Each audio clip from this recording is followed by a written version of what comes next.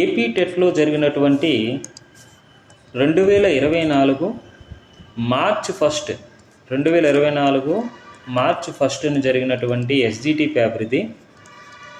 AP టెట్లో జరిగినటువంటి SGT paper. ఇక్కడ మ్యాథ్స్ మాత్రం ఎక్స్ప్లెనేషన్ ఇవ్వదలుచుకున్నాను. అయితే ఈ మ్యాథ్స్ పేపర్లు అన్నీ చాలా ఈజీగా ఉన్నాయి, కానీ ప్రతి పేపర్లో కూడా ఇప్పటి వరకు నేను 8 పేపర్స్ చేయడం జరిగింది. ప్రతి పేపర్లో కూడా 3 to 4 క్వశ్చన్స్ అనేవి కొంచెం ఇబ్బందికరంగా ఉన్నాయి. అవి ఎలా ఉన్నాయంటే చేయగలుగుతారు, కానీ కొంచెం క్రిటికల్గా ఉన్నాయి, ఆలోచించే విధంగా ఉన్నాయి. కాబట్టి ప్రతి ఒక్కరు కూడా ఆ 3 or 4 క్వశ్చన్స్ కోసమైనా సరే మీరు ప్రతి ఒక్క క్వశ్చన్ కూడా స్కిప్ చేయకుండా స్పీడ్ పెంచుకుంటూ మీ యొక్క వీడియో చూసే స్పీడ్ని పెంచుకుంటూ ఖచ్చితంగా కంప్లీట్గా చూడండి. ఏ విధంగా చేస్తున్నాం, ఏ విధంగా షార్ట్ కట్స్ యూజ్ చేస్తున్నాం అనేది మీకు తెలుస్తుంది.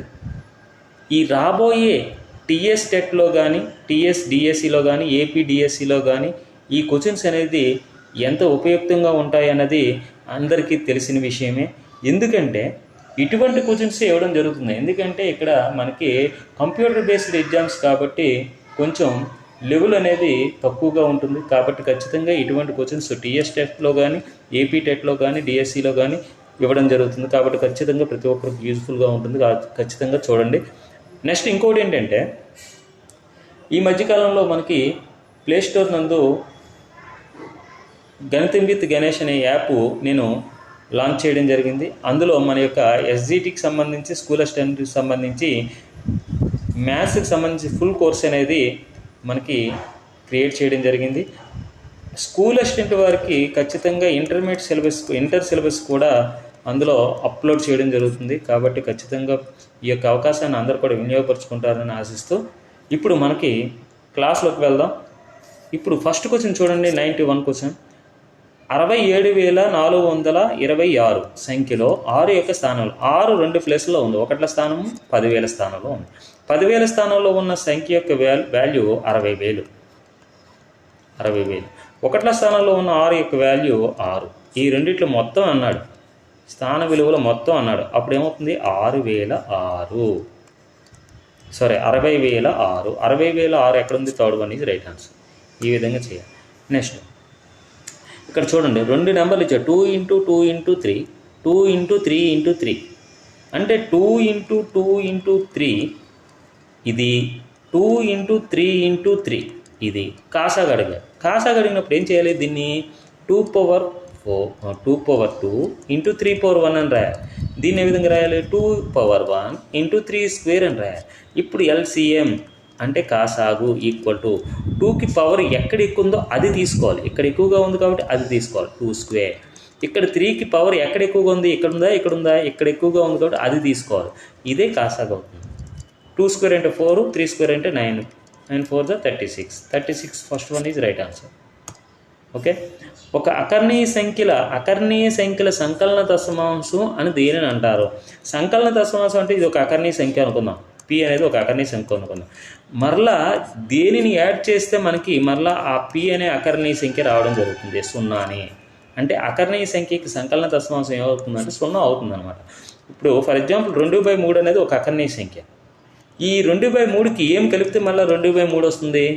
మనకి 0 కలిపితే రావడం జరుగుతుంది. అప్పుడు ఆ 0 ఏమని పిలుస్తాం? సంకలన దశమాంశం అని అంటాం. ఓకే. నెక్స్ట్ √100 వాల్యూ ఎంత అంటే √100 × √5 అని √25 అన్నాడు. √100 value 10, √25 value 5, that equal to 5 × 50. 50 is third one is right answer. Next, ఒక మోటార్ బైకు 5 లీటర్ల పెట్రోల్తో 220 కిలోమీటర్లు ప్రయాణించింది. ఒక మోటార్ బైకు 5 లీటర్ల పెట్రోల్తో 220 కిలోమీటర్లు ప్రయాణించేసింది. 3.5 లీటర్లతో ఎంత దూరం ప్రయాణిస్తుంది? ఇక్కడ లీటర్లు అనేది తగ్గింది కాబట్టి కిలోమీటర్లు కూడా తగ్గుతుంది. అసలు 5 లీటర్లకైతే 220 కిలోమీటర్లు, 1 లీటర్కి అయితే ఎంత అవుతుంది? 1 లీటర్కి 220 కిలోమీటర్లు / 5. ఇది 1 లీటర్కి వెళ్ళినటువంటి దూరం. మరి 3.5 లీటర్లకు వెళ్ళినప్పుడు అప్పుడు ఏం చేస్తాము? 3.5 × 220/5 అప్పుడు ఏం చేస్తాను నేను, ఇప్పుడు భాగిస్తాం. ఏ విధంగా భాగిస్తాం? 5 1 5 4 20 5 4 20. ఇప్పుడు 33.5ని 44తో మల్టిప్లై చేయాలి. ఈ రెండు మల్టిప్లై చేసేయండి. మల్టిప్లై చేసి 5 4 20 2 5 4 20 22 3 4 12 1 3 4 12 1 13. ఎంత వచ్చింది? 0 4 5 1. ఎంత వచ్చింది? 1540 రావడం జరిగింది. మరి పాయింట్ అనేది ఒక డెసిమల్ తర్వాత పెట్టినట్టయితే ఇక్కడ పోతుంది. అంటే 154 కిలోమీటర్ల దూరం ప్రయాణం చేస్తుంది అనమాట 3.5 లీటర్లతో. Second one is right answer. Okay, next చూడండి. అసలు 1200 రూపాయలు, సంవత్సరానికి 12% వడ్డీ రేటు చొప్పున 2 సంవత్సరాల తర్వాత చెల్లించవలసిన మొత్తం ఎంత? అసలు 2 సంవత్సరాలకి ఎంత అవుతుంది? 2 12 24%. అసలు ఎంత? 1200. అంటే 2 సంవత్సరాలకు కలిపి 2 12 24%. 24% 100కి కలపండి, 124%. 124% అంటే బై 124/100. ఈ 2 సున్నాలకి ఈ 2 సున్నాలకు పోయింది. 12 4 48 4 12 24 4 28 2 12 1 12 2 14. ఇంత చెల్లించాలి మొత్తం 1488. అంతే. Next question. చతుర్భుజ నిర్మాణానికి ఏకైకంగా అవసరమగు స్వతంత్ర కొలతల సంఖ్య. చతుర్భుజానికి అయితే 5. చూడండి, చతుర్భుజానికి అయితే 5 కొలతలు కావాలి. నెక్స్ట్ ఏంటి? చతుర్భుజాల రకాలు మొట్టమొదటి ట్రెపీజియం. ట్రెపీజియంకి అయితే 4 స్వతంత్ర కొలతలు కావాలి. నెక్స్ట్ ఏంటి? సమాంతర చతుర్భుజం. సమాంతర చతుర్భుజం నిర్మించాలంటే 3 స్వతంత్ర కొలతలు కావాలి. దీని నుంచి పుట్టుకొచ్చినటువంటి దీర్ఘచతురస్రమైన, నెక్స్ట్ దీని నుండి వచ్చినటువంటి రాంబస్కైనా 2 స్వతంత్ర కొలతలు కావాలి. 2 స్వతంత్ర కొలతలు కావాలి. ఈ రెండింటి నుంచి చివరిగా వచ్చినటువంటి చతురస్రానికి అయితే 1 స్వతంత్ర కొలత ఉంటే సరిపోతుంది. ఇది ఒక ఆర్డర్. ఈ ఆర్డర్ని తెలుసుకోవాలి. చతుర్భుజాన్ని నిర్మించడానికి కావాల్సిన స్వతంత్ర కొలతల సంఖ్య 5, ట్రిపీజియంకి అయితే 4, సమాంతర చతుర్భుజంకి అయితే 3, దీర్ఘచతురస్రానికి 2 స్వతంత్ర కొలతలు కావాలి, రాంబస్కి అయితే 2 స్వతంత్ర కొలతలు కావాలి, చతురస్రానికి అయితే 1 స్వతంత్ర కొలతలు కావాలి. ఓకే, నెక్స్ట్ చూడండి. 90 డిగ్రీలు 60 డిగ్రీలు 30 డిగ్రీలు కోణాలు కొలతలుగా గల త్రిభుజం లంబకోణ త్రిభుజం. ఎందుకంటే 90 డిగ్రీలు ఉంది కాబట్టి లంబకోణ త్రిభుజం అవుతుంది. ఓకే, నెక్స్ట్ 5x మరియు x+1 కొలతలు భుజాలుగా గల త్రిభుజ వైశాల్యం. ఇప్పుడు ఇది L, ఇది B అనమాట. దీర్ఘచతురస్ర వైశాల్యం L × B కదా. అప్పుడు ఏమవుతుంది? 5x × x+1. ఈ 5xని x చేత గుణించాలి, ఈ 5xని 1 చేత మల్టిప్లై చేయాలి. 5x × x ఏమవుతుంది? 5x² ప్లస్ 5x × 1 ఏమవుతుంది? 5x. ఎక్కడుంది ఆప్షను? ఫస్ట్ వన్ ఇది రైట్ ఆన్సర్. నెక్స్ట్ క్వశ్చన్ చూడండి. ఇటువంటి క్వశ్చన్స్ అనేది ఎక్కువగా టెట్లో ఇవ్వడం జరుగుతుందన్నమాట. చూడండి, 1 గంట 120 సెకండ్లు నిమిషాల్లో మార్చండి అన్నాడు. 1 గంట, ఓకే, 1 గంట అంటే 60 నిమిషాలు. నిమిషాల్లో మార్చమంటున్నాడు. 60 నిమిషాలు మార్చేసాం. మరి 120 సెకండ్లు, 120 సెకండ్లు అంటే 2 నిమిషాలు. 120 సెకండ్లు అంటే 1 సెకండ్కి అసలు 60 సెకండ్లు అంటే 1 నిమిషం. 1 నిమిషం. మరి 120 సెకండ్లు ఇచ్చాడంటే 2 నిమిషాలు. మొత్తం టోటల్గా నిమిషాలు ఇది 60 నిమిషాలు, ఇది 2 నిమిషాలు. టోటల్ ఎంత? 62 నిమిషాలు అవుతుంది. 62 నిమిషాలు ఎక్కడ ఉంది? Second one is right answer. చూడండి, ఈ ప్రాబ్లమ్స్ ప్రామాణిక రూపం ఖచ్చితంగా ప్రతి పేపర్లో కూడా ఒక ప్రామాణిక రూపానికి సంబంధించి ప్రాబ్లం అనేది ఇవ్వడం జరుగుతుంది. ఈ ప్రామాణిక రూపం ఏ విధంగా చేయాలి? ప్రామాణిక రూపం చూడండి, ఇక్కడ 3186 అని ఇచ్చాడు. ఇంటూ పెట్టి ఏం చేయాలి? ఎన్ని జీరోస్ ఉన్నాయి? 1 2 3 4 5 6 7 జీరోస్ ఉన్నాయి కాబట్టి 10⁴ అని రాశాను నేను. ఇక్కడ చూడండి, పాయింట్ అనేది 3 స్థానాల తర్వాత ఉంది. ఇక్కడ 3 స్థానాల తర్వాత ఉంది. ఇక్కడ 3 స్థానాల తర్వాత పాయింట్ ఉండాలంటే 1000 చేత భాగించాలి. మరి ఇక్కడ 1000 చేత భాగించామంటే ఇక్కడ కూడా 1000 చేత గుణించాలి. 1000 చేత అంటే 10⁻3. ఇక్కడ దీని వాల్యూ ఏమవుతుంది? 3.186 అవుతుంది. ఇంటూ ఈ రెండు కలిపిస్తే ఏమవుతుంది? 10⁻10 అవుతుంది. ఎక్కడుంది option? First one is right answer. అంతే, అయిపోయింది. ఓకేనా? నెక్స్ట్ a² - b² వాల్యూ ఎంత అన్నాడు. a² - b² వాల్యూ ఏమవుతుంది? a+b into a - b. ఎక్కడుంది option? Third one is right answer. Raju ఏమో వయసు వై సంవత్సరాలు. అతని కుమారుని వయస్సు రాజు వయసులో సగం, ఈ రాజు వయసులో సగం అంటే y/2.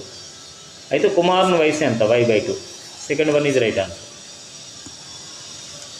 x = 1 వద్ద x into x-3 plus 2 value ఎంత అని అడిగా. x ప్లేస్లో 1 వేసేయండి. 1 ఇంటూ 1 - 3 ప్లస్ 2. 1 ఇంటూ 1లోంచి 3 పోతే -2 ప్లస్ 2. 1 ఇంటూ -2 అంటే -2 plus 2 that equal to 0. Fourth one is right answer. ఈ రెండింటికి ఎల్సిఎం అనేది 132. ఈ రెండు ఏం చేయాలి? కలపాలి. 107కి 18 కలపాలి. 107కి 18 కలిపితే 125. 125/132 ఎక్కడుంది? Second one is right answer. ఒక్కొక్క సంచిలో 475 కిలోగ్రాముల చక్కెర కలదు. 16 సంచుల్లో ఉన్న చక్కెర ఎన్ని కిలోగ్రాములు? 475 కిలోగ్రాములు ఒక్కొక్క సంచికి. అలాంటివి ఎన్ని సంచులు ఉన్నాయి? 16 సంచులు ఉన్నాయి. 16 సంచులో ఎన్ని కిలోగ్రాముల చక్కెర ఉందని అడిగాడు. ఏం చేయాలో? 6 × 5 = 30, 6 7 42, 45, 4 6 4 24, 28. ఒకటి చేతి మల్టిప్లై చేస్తే 475. యాడ్ చేసిన 0 10 16 1 7 7,600. 7,600. Third one is right answer. 7,600 కేజీలు అనమాట 16 సంచుల్లో కలిపి. Next question. చతుర్భుజంలో కర్ణాల లబ్ధంలో సగం అనున్నది దేన్ని సూచిస్తుంది? రాంబస్లో కర్ణాల లబ్ధంలో సగం అనేది ఇదొక రాంబస్ అనుకుంటే ఇదొక కర్ణం D1, ఇదొక కర్ణం D2. ఈ లబ్ధాలు అంటే D1 × D2. ఈ లబ్ధాల్లో సగం అంటే హాఫ్. ఇది దేన్ని తెలియజేస్తుంది అంటే రాంబస్ వైశాల్యాన్ని తెలియజేస్తుంది. ఓకే. నెక్స్ట్. బాగా కలిపిన 52 పేక ముక్కల కట్ట నుండి ఒక ఏసు ముక్క వచ్చుటకు గల సంభావ్యత ఎంత? సంభావ్యతకి ఫార్ములా ఏంటంటే సంభావ్యతకి ఫార్ములా ఏంటంటే అనుకూల ఘటనల సంఖ్య బై మొత్తం ఘటనల సంఖ్య. ఇది ఫార్ములా.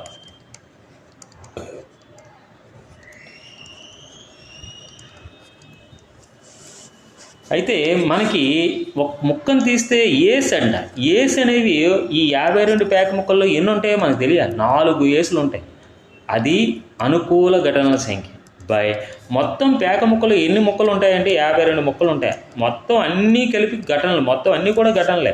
కాబట్టి మొత్తం ఘటనల సంఖ్య 52. 4 1 4 13 = 1/13. ఎక్కడుంది option? 1/13. Third one is right answer. Next question చూడండి. ఒక క్రికెట్ ఆటగాడు 8 ఇన్నింగ్స్లో క్రింది పరుగులు చేసిన ఆ దత్తాంశం వ్యాప్తి ఎంత? చూడండి, ఒక 8 ఇన్నింగ్స్ ఆడి ఇలా రన్స్ అనేది పరుగులు అనేది చేయడం జరిగింది. ఈ 8 ఇన్నింగ్స్లో చేసినటువంటి రన్స్. అయితే వ్యాప్తి అన్నాడు. వ్యాప్తి ఎప్పుడు కూడా గరిష్ట విలువ మైనస్ కనిష్ట విలువ. ఇప్పుడు ఈ 8 ఇన్నింగ్స్లో ఆడినటువంటి గరిష్ట రన్లు ఎన్ని? 100. మరి కనిష్ట రన్లు ఎన్ని? 10. ఈ రెండిట్ల మధ్య డిఫరెన్సే గరిష్ట విలువ మైనస్ కనిష్ట విలువే వ్యాప్తి. That equal to 90. 90 ఎక్కడుంది? Fourth one is right answer. 5 మీటర్లు మరియు 10 కిలోమీటర్ల నిష్పత్తి. 5 మీటర్లు అంటే 5 మీటర్లను 5 మీటర్ల కింద ఉంచండి. మరి దీన్ని 10 కిలోమీటర్లు అంటే కిలోమీటర్కి 1000 కాబట్టి 1000 మీటర్లు కాబట్టి 1000 మీటర్ల చేత మనం మల్టిప్లై చేయాలి. కిలోమీటర్లు అనే ప్లేస్ తీసేసి 1000 మీటర్లు అని పెట్టాలి. అప్పుడు ఇది మీటర్లో వచ్చింది, ఇది మీటర్లో వచ్చింది. నిష్పత్తి ఎప్పుడు కూడా ఇక్కడ మీటర్లు ఉంటే ఇక్కడ కూడా మీటర్లో మార్చాలి. ఒకే పరిమాణం కలిగి ఉన్నటువంటి 2 వస్తువులను పోల్చగలం అనమాట. అందుకే ఇది మీటర్లో ఉంది కాబట్టి దీన్ని కూడా మీటర్లో మార్చడం జరిగింది. అప్పుడు ఏమవుతుంది? 5 ఈ 10ని 1000 చేత మల్టిప్లై చేస్తే 10,000 అవుతుంది. ఓకే, 10,000. 5 1 5 2 5 2,000. 1:2000. ఎక్కడుంది answer? Second one is third one is right answer. ఇప్పుడు చూడండి. P అసలు వడ్డీ రేటు R మరియు N కాల వ్యవధి అయినా సంవత్సరంకు ఒకసారి వడ్డీ లెక్కించుటకు అయ్యే మొత్తంకు సూత్రం ఏమిటి అన్నాడు. మొత్తం సూత్రం ఇది. A = P × 1+r/100 సంవత్సరమునకు ఒకసారి వడ్డీ లెక్కించిన అయ్యే మొత్తం. ఇక్కడ మన కాంపౌండెడ్ అని అన్నాడు, కాంపౌండెడ్ యాన్యువల్లీ. చాలా జాగ్రత్తగా ఇంగ్లీష్ మీడియం కూడా ఒక్కోసారి చూస్తూ ఉండాలి. ఇక్కడ చక్కెర వడ్డీ అనే ఆప్షన్ ఇవ్వలేదు, కాంపౌండెడ్ అని అన్నాడు. సంవత్సరంకు ఒక్కసారి వడ్డీ లెక్కించిన అయ్యే మొత్తానికి సూత్రం అని అన్నాడు. అప్పుడు ఏం చేయాలి, మనము చక్ర వడ్డీకి సూత్రాన్ని తీసుకోవాలి. ఓకే, నెక్స్ట్ క్వశ్చన్ చూడండి. క్రింది వాళ్ళలో ఏది సత్యం? చతురస్రాలన్నీ సమచతుర్భుజాలు దీర్ఘచతురస్రాలు అవుతాయి. ఇదే సత్యం. దీర్ఘచతురస్రాలన్నీ చతురస్రాలు రాంగ్. గాలిపటాలన్నీ సమచతుర్భుజాలు రాంగ్. గాలిపటాల గురించి మనకు లేదు. చతురస్రాలన్నీ సమాంతర చతుర్భుజాలు కావు, ఇది కూడా కాదు. ఎందుకు అలా చెప్తున్నాను వెంటనే, ఇప్పుడు మనకి ఫస్ట్ది ఏంటంటే చతుర్భుజాల రకాలు. ఫస్ట్ది మనకి ట్రెపీజియం. దాని తర్వాత వచ్చింది మనకి సమాంతర చతుర్భుజం. ఈ సమాంతర చతుర్భుజం నుంచి వచ్చినవి మనకి రెండు ఉంటాయి. ఏంటంటే ఒకటి రాంబస్, రెండోది ఏంటంటే దీర్ఘచతురస్రం. ఈ రెండింటి నుంచి వచ్చిందే మనకి చతురస్రం. ఈ చతురస్రానికి ఉండే ధర్మాలు దీనికి ఉంటాయి, అన్నిటికీ ఉంటాయి అన్నమాట. అంటే సమాంతర చతుర్భుజంకు ఉన్న ధర్మాలన్నీ కూడా చతురస్రానికి ఉంటాయి, దీర్ఘచతురస్రానికి ఉంటాయి. దీర్ఘచతురస్రానికి రాంబస్కు ఉన్న ధర్మాలన్నీ కూడా చతురస్రానికి ఉంటాయి. అంటే అన్ని చతురస్రాలు దీర్ఘచతురస్రాలు అవుతాయి, అన్ని చతురస్రాలు రాంబస్ అవుతాయి. కానీ అన్ని రాంబస్లు చతురస్రాలు అవ్వు, అన్ని దీర్ఘచతురస్రాలు చతురస్రాలు అవ్వు. అంటే చతురస్రం అనేది సుపీరియర్ అన్నమాట. అందుకే చతురస్రాలన్నీ కూడా రాంబస్ అవుతాయి. సమచతుర్భుజం అన్న రాంబస్ అన్న ఒకటే, సమచతుర్భుజము. ఇంకోండి రాంబస్ అని చెప్పడం జరిగింది ఇంగ్లీష్ మీడియంలో. చతురస్రాలన్నీ దీర్ఘచతురస్రాలు అవుతాయి, రాంబస్ కూడా అవుతాయి. అదే కరెక్ట్ అన్నమాట. ఓకే, నెక్స్ట్ అపక్రమ భిన్నం కానిది. అపక్రమ భిన్నం కానిది అంటే ఇది అపక్రమ భిన్నమే.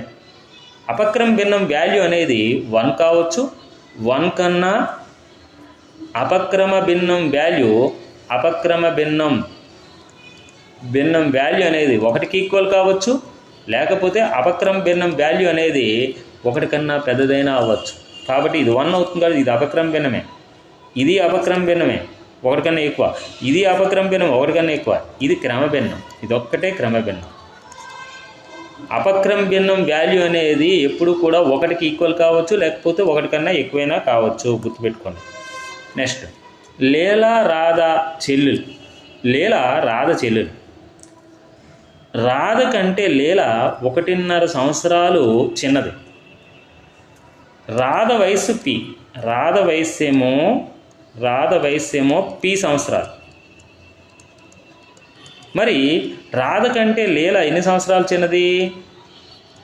1.5 సంవత్సరాలు చిన్నది. అంటే 1.5 సంవత్సరాలు తీసివేయాలన్నమాట రాధ వయస్సులో నుంచి. అప్పుడు పి మైనస్ 2 1 2 2 1 కలిపితే 3/2 సంవత్సరాలు. అది ఎక్కడుంది? 4th one is right answer. ఓకేనా, ఈ విధంగా చేయాలి. Okay, thank you.